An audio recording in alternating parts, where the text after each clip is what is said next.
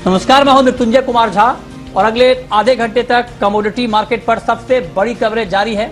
हम आपको बताएंगे कि आज का कमोडिटी का मार्केट कैसा है और इस बाजार में आपकी ट्रेडिंग स्ट्रेटेजी क्या होनी चाहिए, खबरें कौन कौन सी हैं और उन खबरों का मार्केट के ऊपर क्या इम्पैक्ट होने वाला है। हमारे साथ एक्सपर्ट का एक बड़ा पैनल है। हमारे साथ वंदना भारती हैं एसएनसी ग्लोबल की, हमारे साथ सुनील कटके हैं एक्सिस सिक्योरिटीज के, भार्गव वैद्य हैं बीएन वैद्य एंड एसोसिएट्स के, और साथ ही क्वांटम म्यूचुअल फंड के चिराग मेहता हैं।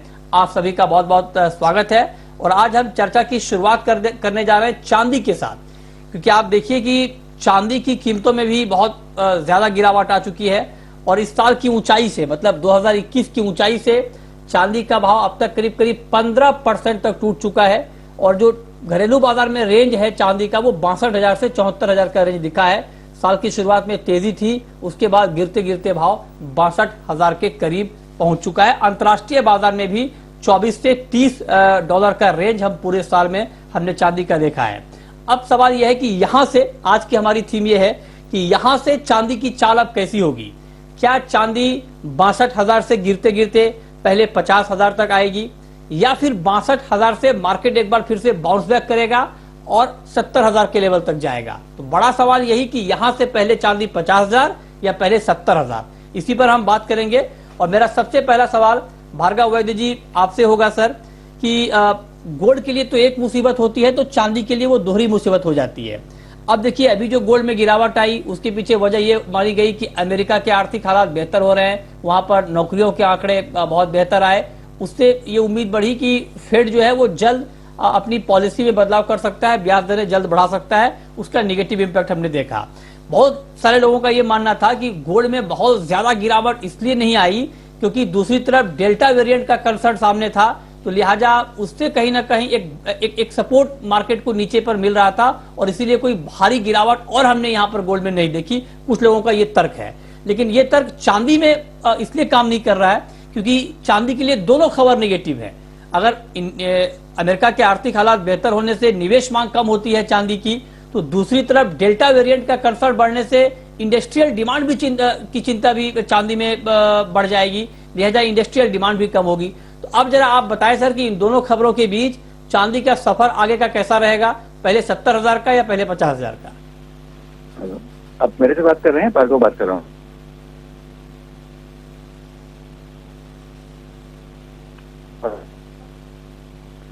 हेलो भार्गव जी, आप सुन पा रहे हैं सर? अभी मैं सर मैं आपसे पूछ रहा हूँ कि चांदी 62,000 के आसपास खड़ी है, यहाँ से चांदी 50 की तरफ बढ़ेगी या 70 की तरफ बढ़ेगी? अभी ये 50 की तरफ पहले बढ़ेगी, मगर 50,000 की मैं आशा नहीं रख रहा हूँ। ये आप समझ लीजिए कि 58 और 55 के बीच में जाएगी।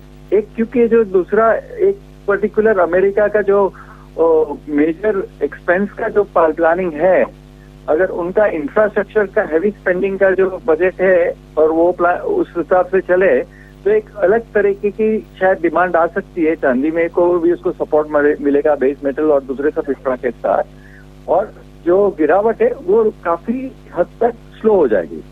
मगर जैसे आप बता रहे थे कि 2-3 नेगेटिव खबर है, तो चांदी में जो भी मूवमेंट होता है वो एक्सेलरेटेड होती है। तो उस हिसाब से उसकी अभी की चाल नीचे की तरफ, यानी 50 की तरफ, 50 तो मैं नहीं एक्सपेक्ट कर रहा हूँ, जैसे मैं कर रहा हूँ कि 58 तक पहले रहेगी और उसके बाद थोड़ा इंप्रूवमेंट आ सकता है।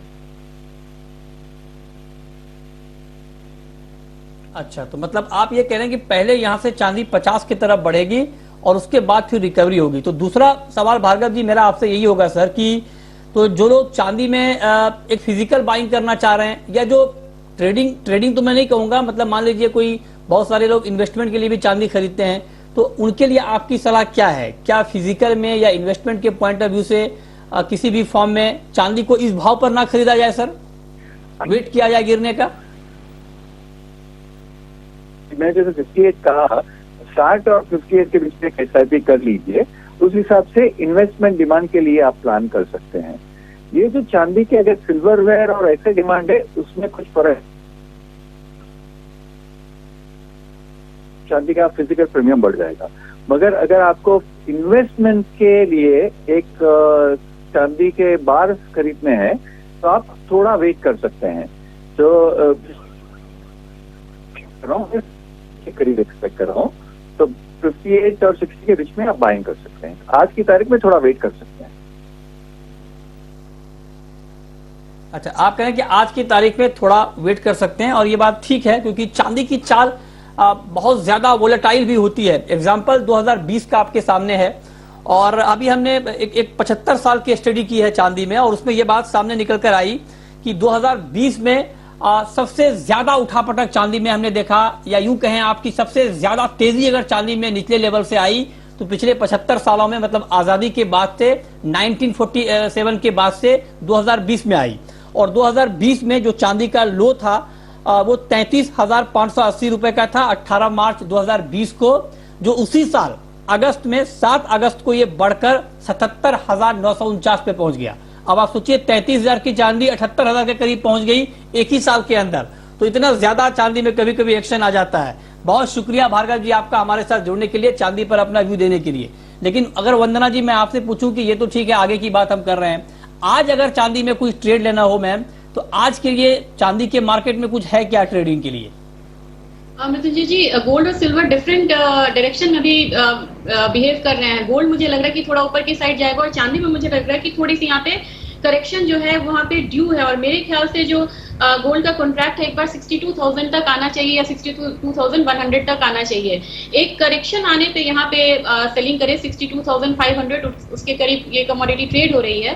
टारगेट यहाँ पे रखना होगा 62,100 का, स्टॉप लॉस यहाँ पे लगाना होगा 62,600 का। और मुझे लग रहा है कि आज का दिन थोड़ा सा करेक्शन वाला हो सकता है चांदी के लिए। ठीक है, तो आज के लिए आप कह रही हैं थोड़ी गिरावट बढ़ सकती है। अब आप जरा बताएं कटके जी, बिल्कुल संक्षेप में, पोजिशनल ट्रेडर को चांदी में क्या करना चाहिए? क्या पोजिशनल ट्रेडर को भी 55,000 या उससे नीचे के टारगेट को ध्यान में रखकर सेल करना चाहिए चांदी? जी मृत्युंजय जी, मुझे लगता है 58,000 से लेके 60,000 का एक टारगेट अभी नियर टर्म में लग रहा है। तो अगर हम पोजिशनल व्यू की बात करते हैं तो 1 मंथ या 2 मंथ्स का अगर हम टाइम फ्रेम लेके चलते हैं तो मुझे लगता है 58,000 के रेंज का टारगेट करके सेल कर सकते हैं। अभी 62,500 का रेंज चल रहा है, तो 62,500 हाजिर भाव में भी बेच सकते हैं। आई थिंक अराउंड 59,000 से लेके 58,000 का टारगेट लगाएं। On the higher side stop loss रहेगा 63,500 का, तो 1,000 रुपीज का रिस्क रहेगा। ऑन द रिवॉर्ड फ्रंट तकरीबन 3,000 रुपए का गेन चांदी में देखने को मिल सकता है, करंट फंडामेंटल्स को मद्देनजर रखा है। मतलब आप ये सोचिए कि इससे अच्छी राय आपके लिए और चांदी के ऊपर क्या हो सकती है? 3 राय आपके सामने है।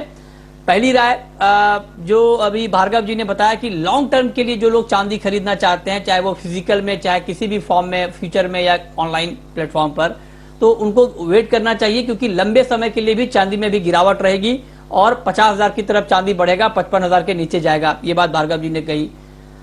कटके जी कह रहे हैं कि पोजिशनल ट्रेडर को भी चांदी बेचना चाहिए और 58,000 से नीचे का टारगेट ध्यान में रखना चाहिए। वंदना जी कह रही हैं कि इंट्राडे में भी चांदी में आपके लिए बेचने का ही मौका है। तो 3 आउटलुक आपके लिए, इंट्राडे के लिए, पोजिशनल और लॉन्ग टर्म के लिए, और तीनों आउटलुक में जानकारों की राय बिल्कुल सेम है। ऐसा बहुत कम होता है आमतौर पे, लेकिन इस बार ये चांदी में संजोग है कि तीनों एक्सपर्ट अलग अलग टाइम फ्रेम के लिए एक ही राय दे रहे हैं। तो आपके लिए कोई कंफ्यूजन नहीं है, जो भी ट्रेड लें, लेकिन हाँ स्टॉप लॉस जरूर लगाएं। स्टॉप लॉस आप क्यों लगाएं, ये हमने आपको आंकड़ों के जरिए बताया कि 2020 में चांदी ने क्या कमाल दिखाया था। 33,000 से बढ़कर उसी साल में 78,000 तक भाव गया था। तो ज्यादा वोलेटाइल होता है चांदी का मार्केट, लिहाजा जो भी ट्रेड करें बहुत सावधानी से करें और स्टॉप लॉस जरूर से जरूर लगाएं। ये बात हो गई चांदी की। चलिए आगे बढ़ते हैं, अब बात करते हैं गोल्ड की।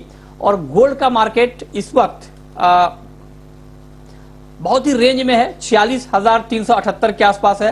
हालांकि कल शाम के कारोबार में अच्छी तेजी गोल्ड में आई थी, और मार्केट कहीं ना कहीं उस तेजी को आप अगर दूसरी तरह से देखें तो होल्ड कर रहा है। मतलब 46,000 के ऊपर चला गया, 46,400 के करीब पहुंच चुका है, और वहां पर मार्केट होल्ड कर रहा है। अभी रेंज का ट्रेड है। हमारे साथ चिराग मेहता है, क्वांटम गोल्ड म्यूचुअल फंड के। चिराग जी बहुत स्वागत है आपका। मैं आपसे सीधा सवाल यही पूछना चाहता हूं सर कि क्या अब गोल्ड के फंडामेंटल यहां से कुछ बदले हैं क्या? जो फेड की पॉलिसी में जल्द बदलाव वाले संकेत थे, उसको तो हमने मार्केट को डिस्काउंट करते हुए देखा। अब यहां से आगे गोल्ड मार्केट को क्या ड्राइव करेगा, क्या फंडामेंटल है सर?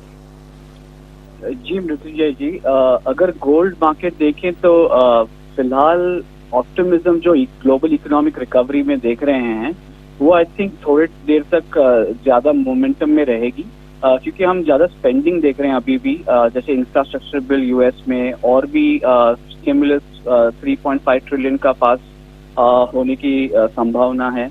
तो वो सब चलते हुए जो ग्रोथ मोमेंटम है वो कहीं ना कहीं थोड़ा सा और भी ऑप्टिमिज्म में रहेगा, और उस वजह से गोल्ड मार्केट थोड़ा सा रेंज बाउंड रहने की संभावना है। अभी भी फंडामेंटल्स है वो काफी पॉजिटिव है गोल्ड के लिए। ये जो सब स्पेंडिंग देख रहे हैं, एक kicking the can down the road kind of theory जिसे बोलते हैं, कोई भी प्रॉब्लम्स है उनके ऊपर आप मनी सप्लाई इंक्रीज कर रहे हैं या रेट्स रिड्यूस कर रहे हैं, उसकी एक लिमिटेशंस होती हैं और उसके साइड इफेक्ट काफी ज्यादा होते हैं, जैसे हम इन्फ्लेशन में अभी देख रहे हैं। इन्फ्लेशन काफी ज्यादा चल रहा है और हमें लगता है कि जो इन्फ्लेशन है वो थोड़ा स्ट्रक्चरल और स्टिकी इन्फ्लेशन है और इन्फ्लेशन जारी रहेगा। जो भी फेड के मूव्स रहेंगे वो I think behind the curve रहेंगे, वो जो इन्फ्लेशन आगे जाएगा और वो उनके मूव्स उसको इनकॉर्पोरेट करेंगे आगे जाके। सो ओवरऑल रियल इंटरेस्ट जो है, जो एक ड्राइवर रहता है गोल्ड का, वो जो बोलते हैं इंटरेस्ट रेट माइनस इन्फ्लेशन। आपसे बात करके बड़ा अच्छा लगता है, क्योंकि आप गोल्ड में परमानेंट बुल हैं एकदम। मार्केट में कुछ भी हो जाए, बहुत से बड़ी नेगेटिव खबर आ जाए, लेकिन उसमें भी आप पॉजिटिविटी ढूंढ लेते हैं। बहुत पॉजिटिव हैं गोल्ड को लेकर के आप। मुझे याद है कि आज तक कभी भी आपने ये नहीं कहा होगा कि गोल्ड 56,000 पे भी जब आपसे बात हो रही थी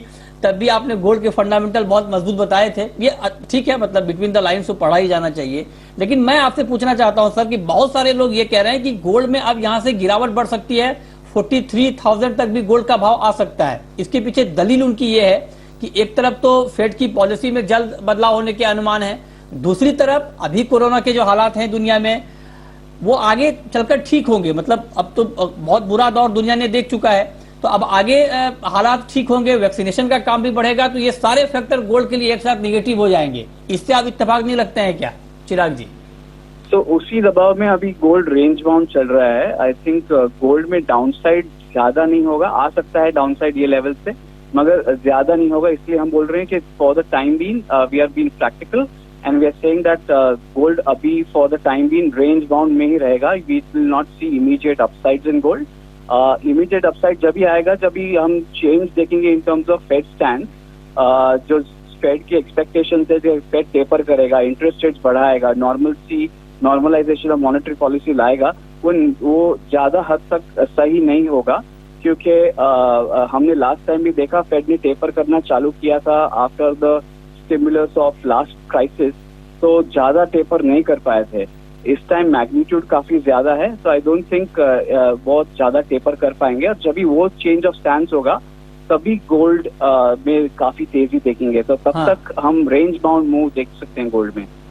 ओके, ठीक है। तो आपने कहा कि अभी रेंज बाउंड मूव रहेगा, और ये आपने बताया कि अगर फेड करेगा भी तो बहुत ज्यादा गुंजाइश वहां पर होगी नहीं। ये बात ठीक है आपकी। चलिए, बहुत शुक्रिया चिराग जी आपका हमारे साथ जुड़ने के लिए। लेकिन सवाल ये है कि ये तो आगे के फंडामेंटल है। आज अगर आपको गोल्ड में ट्रेड करना है तो आपको क्या करना चाहिए, ये हम आपको बताएंगे ब्रेक के बाद। आप बने रहिए हमारे साथ। Identify stocks for trading and investing with Stockage, best Indian stock market app.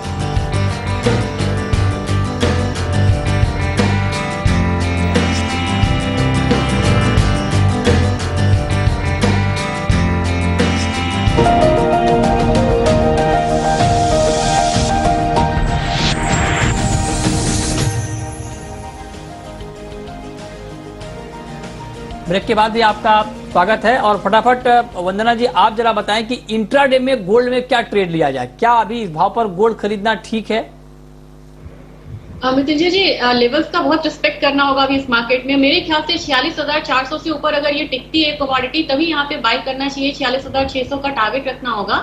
Stop loss यहाँ पे 46,300 का लगा के चल सकते हैं, और यहाँ पे क्विकली निकलना भी होगा, क्योंकि स्टेबिलिटी हायर साइड पे थोड़ी सी कम लग रही है अभी।